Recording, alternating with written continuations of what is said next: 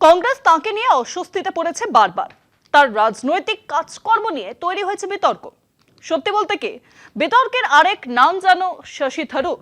কখনো মোদীর ভূয়সী প্রশংসা, কখনো আবার পার্টির বিরুদ্ধে যাওয়ার অভিযোগ উঠেছে এই প্রবীণ কংগ্রেস নেতার বিরুদ্ধে। এবার সেই সব অভিযোগ উড়িয়ে নিজেই নিজের সাফাই গাইলেন শশী।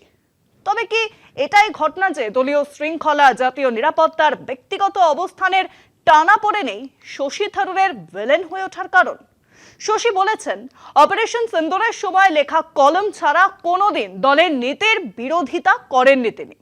সংসদের ভিতর ও বাইরে দলের লাইনেই কাজ করেন বলে দাবি করে গেছেন। কিন্তু ঠিক কি হয়েছিল অপারেশন সিন্দুর নিয়ে? এই প্রবীণ কংগ্রেস নেতা অপারেশন সিন্দুর নিয়ে যা লিখেছিলেন তা কি আদৌ তার ব্যক্তিগত মত, নাকি কংগ্রেসের নেতৃত্ব নিয়ে শশীর অস্বস্তি ধরা পড়েছে সেখানে? যদিও আসল কথা হলো, শশী থারুরের এই মন্তব্য নিয়ে বিতর্ক শুরু হয়েছে আবারও। কংগ্রেস সাংসদ শশী থারুর শনিবার স্পষ্টভাবে জানান, সংসদে তিনি কখনো দলের ঘোষিত অবস্থানের বিরুদ্ধে যাননি। তার মতে একমাত্র অপারেশন সিঁদুরের সময় নীতিগতভাবে প্রকাশ্যে ভিন্ন মত প্রকাশ করেছিলেন। কেরালা লিটারেচার ফেস্টিভ্যালে বক্তব্য রাখতে গিয়ে থারুর বলেন, ওই ঘটনার পর তিনি একজন পর্যবেক্ষক ও বিশ্লেষক হিসেবে একটি কলাম লিখেছিলেন।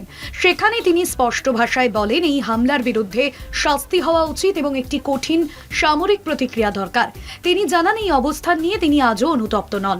থারুর আরো বলেন, ভারত এখন উন্নয়নের পথে এগোচ্ছে, তাই পাকিস্তানের সঙ্গে দীর্ঘমেয়াদী যুদ্ধে জড়ানো দেশের স্বার্থের পরিপন্থী।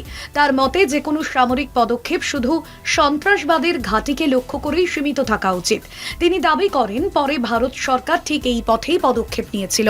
থারুর বলেন, রাজনৈতিক মতভেদ থাকলেও জাতীয় নিরাপত্তা ও ভারতের আন্তর্জাতিক সম্মানই সবার আগে। কংগ্রেসের অন্দরমহলে তার দলের নেতৃত্বের সম্পর্ক নিয়ে জল্পনা চলছে। শুক্রবার তিনি দিল্লিতে দলের বৈঠক এড়িয়ে কেরালায় প্রধানমন্ত্রী মোদীর একটি অনুষ্ঠানে উপস্থিত ছিলেন। সূত্রের দাবি, কোচিতে রাহুল গান্ধীর একটি কর্মসূচিতে তাকে অবহেলা করায় তিনি ক্ষুব্ধ হয়েছেন।